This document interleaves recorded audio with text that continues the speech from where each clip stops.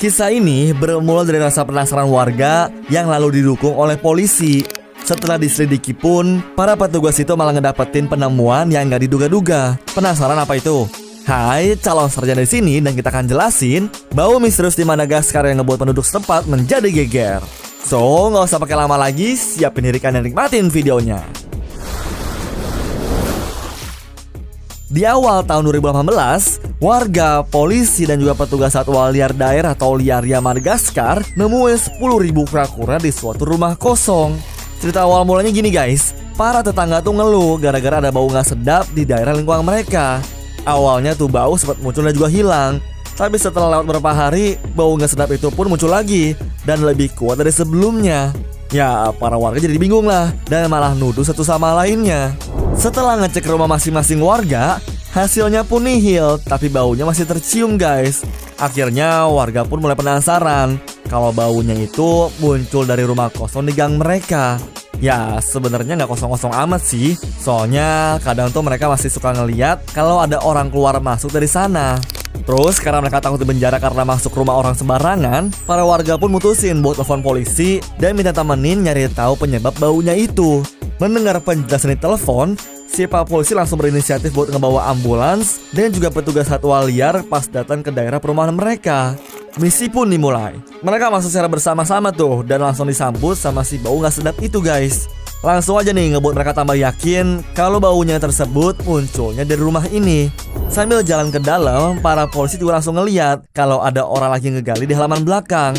Gara-gara terlihat mencurigakan, si Pak Polisi langsung ngeringkus dia buat diinterogasi nantinya.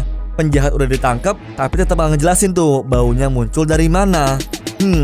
Tiba-tiba aja mereka malah mendengar suara kayak langkah kaki di area dapur.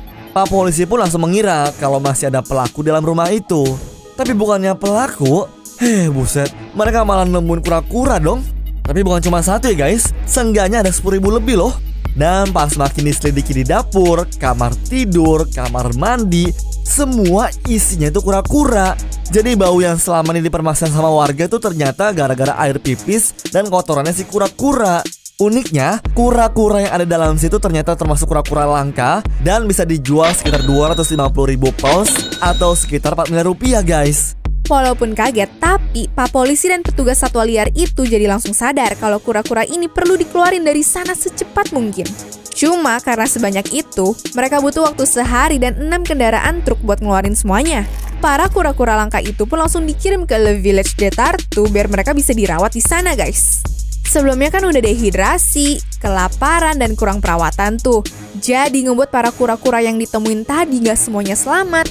Setelah dirawat seminggu di penangkaran, dari 10.000 kura-kura, seenggaknya ada 574 kura-kura meninggal gara-gara dehidrasi dan infeksi yang diderita mereka.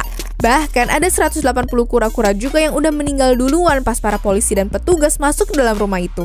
Kalau kata ahli marga satwa sih, mungkin mereka nyimpen kura-kura langka sebanyak itu gara-gara mau ngejual secara ilegal ke daerah benua Asia.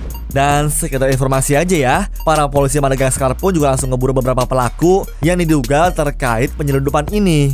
Ya, setengahnya sih udah ada 2 orang laki-laki dan juga seorang perempuan yang ditangkap tuh. Salah satu laki-laki yang ditangkap itu adalah cowok yang ditemuin pas polisi masuk gara-gara lagi nggali tanah.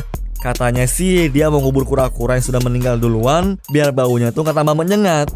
Menurut Jordan Gray dari TSA, nantinya setelah sembuh dari dehidrasi dan infeksi, mereka pun gak akan balik ke habitat aslinya. Ya katanya sih ya, daripada dilepasin terus ditangkap lagi, nanti hewan langka ini malah punah dan diperjualbelikan secara ilegal. Ya denger-denger sih Neng, sekarang para kura-kura itu hidup damai sejahtera di penangkaran. Dan harapannya kura-kura ini pun gak pernah punah dan bisa ningkatin populasi mereka lagi. Tuh guys, dari sini aja bisa diambil hikmahnya ya. Coba aja para tetangga tuh gak berusaha nyari tahu dan juga telepon Pak Polisi. Mungkin tuh kura-kura malah sukses diperjualbelikan kali ya. Atau malah meninggal gara-gara gak dapet perawatan yang secukupnya. Pokoknya salut deh gue sama tetangga dan juga Pak Polisi yang cepet tanggap. Anyways, cukup sampai di sini ya guys video hari ini. Sampai jumpa di video selanjutnya. Dah.